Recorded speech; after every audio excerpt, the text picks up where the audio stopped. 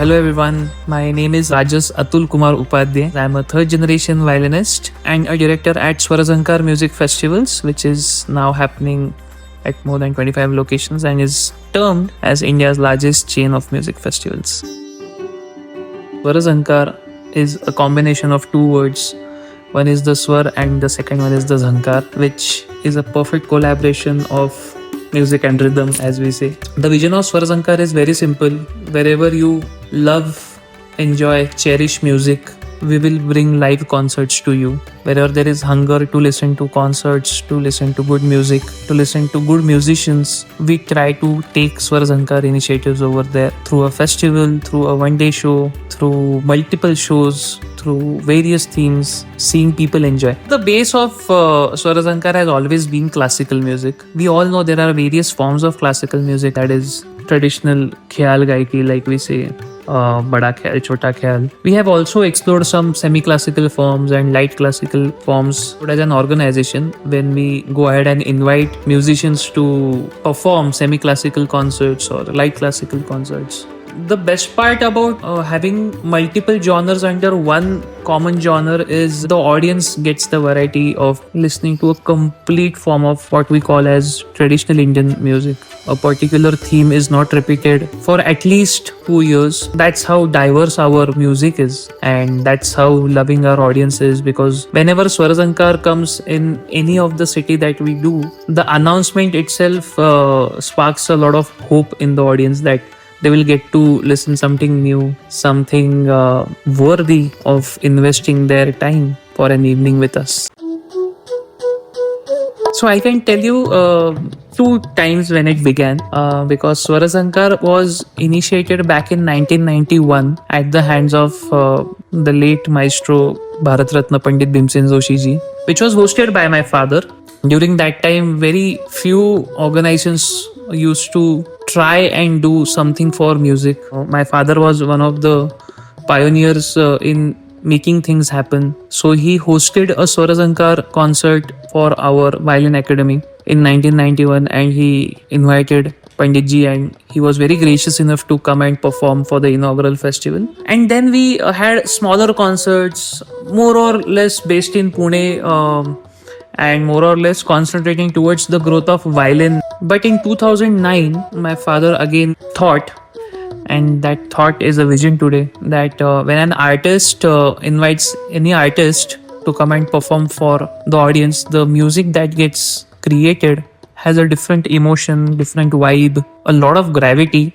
And yes, that thought today is a 25 city chain with more than hundreds of musicians coming together and enjoying each other's company, and the music that is created is Swarazankar. So my grandfather, late Balakrishna Upadhye, the world knows that he was a banker first, but the greatest contribution that he has done is given violin to our family. I don't know what thought must have come to his mind, because in our field of North Indian classical music, violin solo was a rarity, is kind of still a rarity. So imagine when he chose to take violin as an instrument, learned from a lot of people, and started Upadhye's Violin Vadan Vidyalaya, which is now a 74-year-old violin school in Pune, one of the oldest schools, which has been blessed by Dr. Yehudi Menuhin himself, who is a great violinist. Pandit Sridhar Parsekarji, again a legendary violinist, many times coming to our Vidyalaya, sitting with my grandfather, cherishing a lot of moments. And all this was beautifully captured by my father, who got inspired from all of these people, learned the violin himself from my grandfather. At the age of 19 or 20, he got the All India Radio's National Award.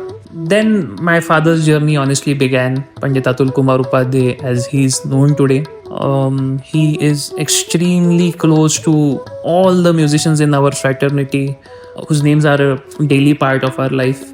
It's the love for music that is common. It's the passion for growing music that is common. And then this transformed into a violin school which nurtures more than hundreds of students every year, most of whom go out there and perform professionally today. The most common thing that my grandfather, my father, and now me and my brother might have is none of us were forced to take violin as an instrument. We were just around when people used to play violin. He always used to keep a violin around us or teach whenever we are around and make sure that there is a need from us rather than a want from him. Us being violinists has helped us to maturely put across people what good kind of music is, what they should listen to. It's a big benefit for us that Swarazankar today is growing so nicely. All of our team, our family involved in it so much that 24/7 there is music in the house, there is music in the office, there is music in our conversations, and that is somehow cultivating the music in us when we are playing the violin as well. Again, the two parts, Swarazankar 1991, the festivals 2009. When I say 2009, we haven't missed a year. Even during COVID, we were extremely active. We booked an auditorium where we did our festivals, and during COVID times we hosted more than 60 artists, did 60 shows which were all online eventually, marking the birth in 2009 to being in 2024. This will start the 16th season of Swarazankar. For us, a season starts with a month in June and ends in April. Typically we used to do just one show in 2009. Then a media house was with us who said that Pune and Mumbai being larger cities will always have events. Can we curate something for the smaller cities as well? And that hit us so hard. It was an actual realization that the contribution is needed much in tier 2 or tier 3 cities. What about the people in smaller cities where musicians cannot go, organizations cannot invite big musicians? So we became a bridge to them. Thanks to a lot of people who have been our backbone, have been a part of Swarazankar, have believed in the vision, have created vision with us. So we started with 4 cities in 2010. Slowly we went to 10 cities in 2013-2014 season. In our 10th year, we had 22 cities, and today when we are in the 16th season, we have 25 cities, but we do more than 40 festivals in a year, only under Swarazankar. Most of the cities in Maharashtra have Swarazankar. We are missing out on very small towns, but we will come there soon. Apart from Maharashtra, we are now curating festivals in Assam, Silchar, Kolkata, outskirts of Kolkata. Collaborating with a lot of organizations is the goal right now. They know what works in their cities. We don't want to go and open a company in each and every city. So why not boost the organizations over there? आप बड़े theatre का सोच रखो, तो बड़े concert का सोच रखो, और उसके लिए जो लगता है वो इंग्रेडिएंट्स हम आपको देंगे. We will sit with you, we will chalk out a 5-year vision with you, and if we are both on the same page, we will start the Swarazankar in your city is the appeal that we make to people. We have been blessed with all the musicians coming to us. Please don't treat this list as a sequence of my favoritism, but Pandit Shiv Kumar Sharma ji, Pandit Hari Prasad Chaurasia ji, Pandit Vishwamohan Bhatt, Ustad Zakir Hussain ji, Hari Haran ji, Begum Parveen Sultana ji, Ustad Shahid Parvez, Ustad Rashid Khan. All these maestros have been like a family to us. Wherever we have invited them, they have made it a point to manage their travel, to not give any kind of jazzes कि अरे इधर flight ही नहीं जाती है, इधर आप train से ही आ सकते हो.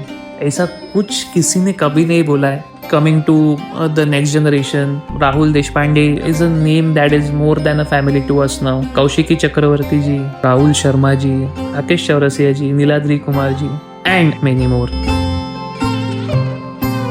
We have stopped calling our sponsors as sponsors. We have defined them as believers, an integral part of Swarazankar or Violin Academy, that is our parent company. They know that this is not an event which they are sponsoring. This is not a evening of music which people will just enjoy and go.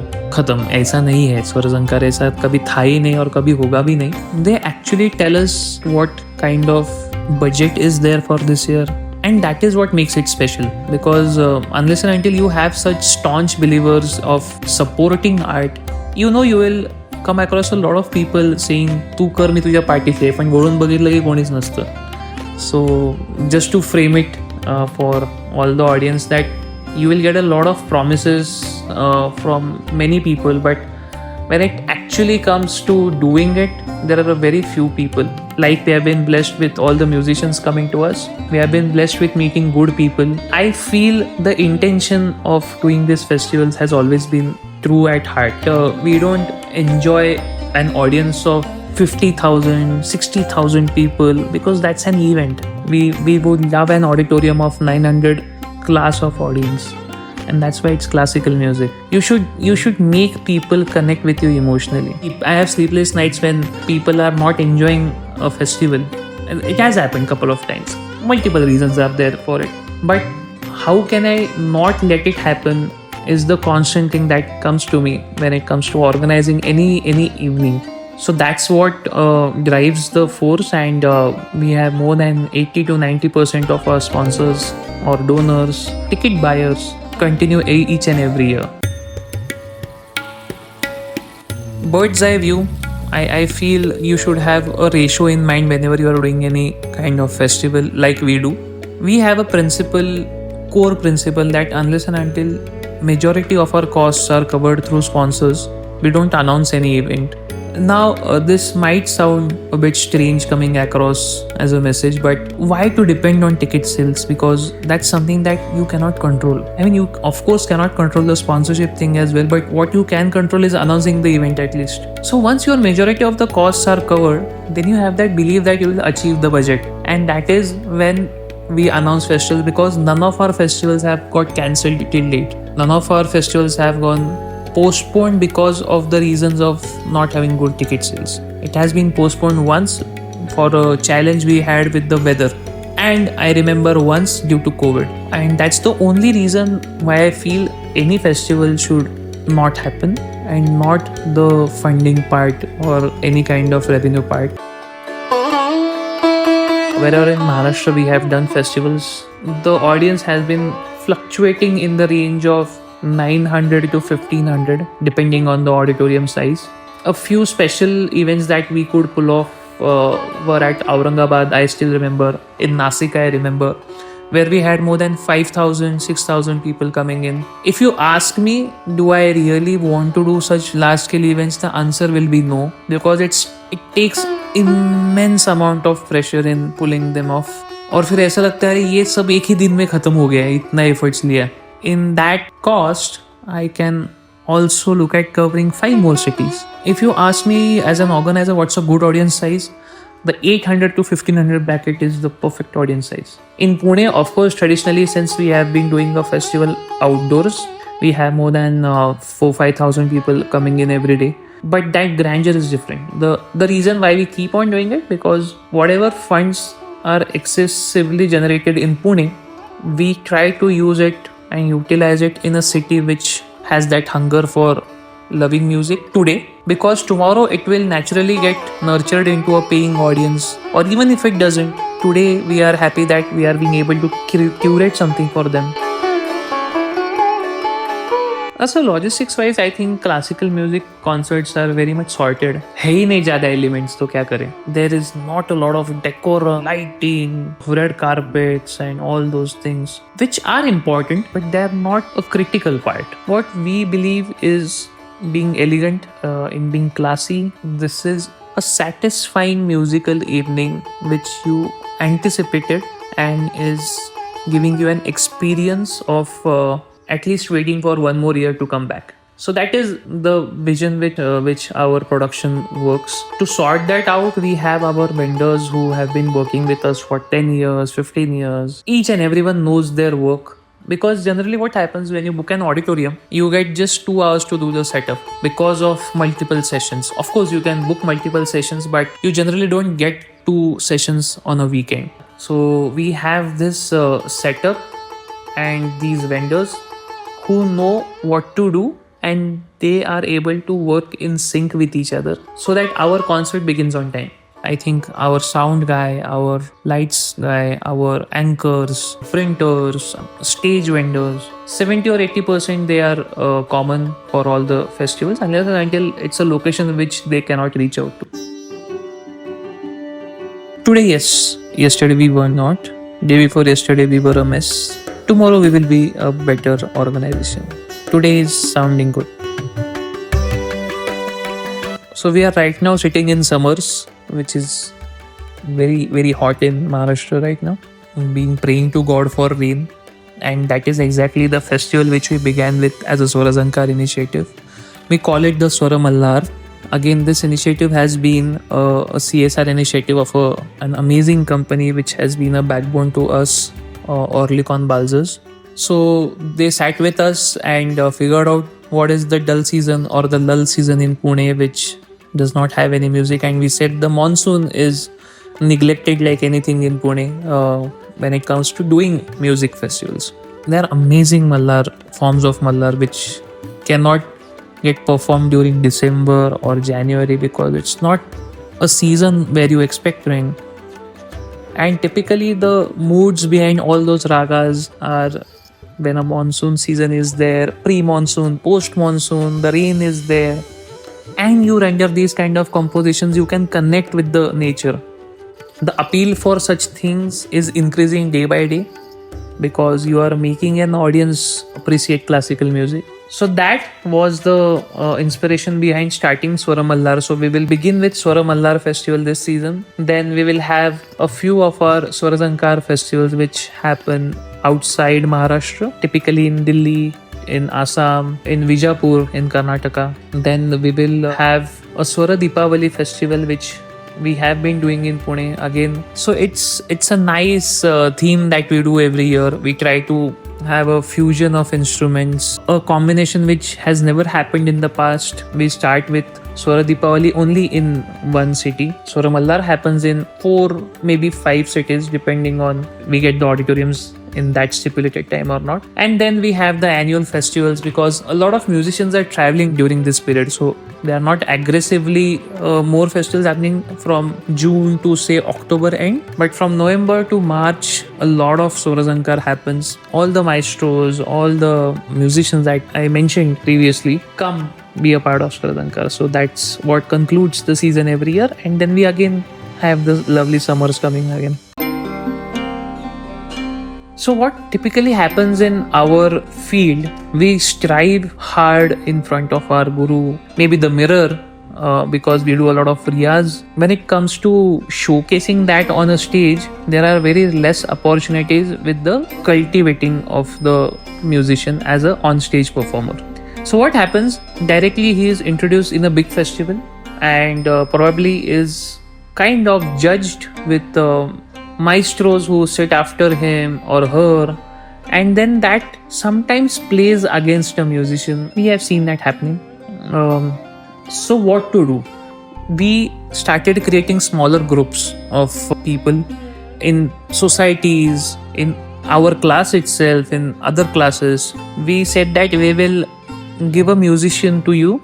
He will come there, he will perform, and in return what you need to do is just ensure that the committed audience comes over there and the logistics are taken care of in terms of the setup and sound and everything, and the artist will be remunerated or the honorarium will be done by Violin Academy. Because of this, a lot of artists started getting more concerts, more opportunities, and today more than 50 or 60 Swara Mehfils happen only in Pune every year. If I have to correlate this analogy to any field which is very much visible, in cricket there is a district level tournament, state level tournament, then there is the IPL, there is a Ranji Trophy, there is a first class cricket, even the India A tours are happening, and then the filtering of the Indian team happens. I'm not saying that we are here to select musicians who will necessarily be the flag bearers of music tomorrow, but we believe that if there is some motivation to a musician right now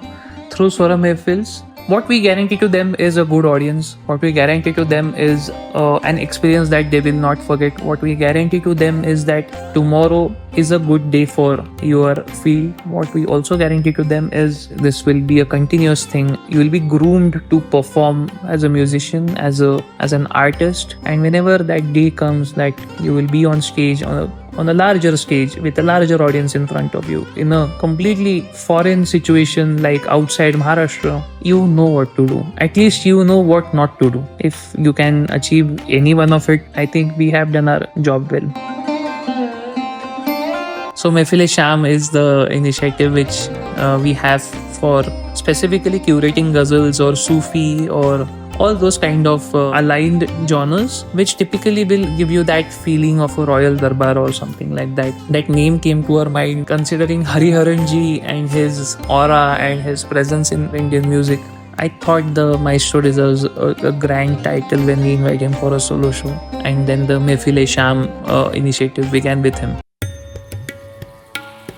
I think in any field, curation is the most critical thing. Not necessarily what you think is the person sitting in front of you will believe. And the second one is the most important. Whatever the person sitting in front of you believes, that is what you need to start thinking. If you can achieve something out of these two things, you are doing something for the society first rather than doing something for yourself. If that is giving you rewards, as in you are having a good sleep at night, then your contribution is worthy.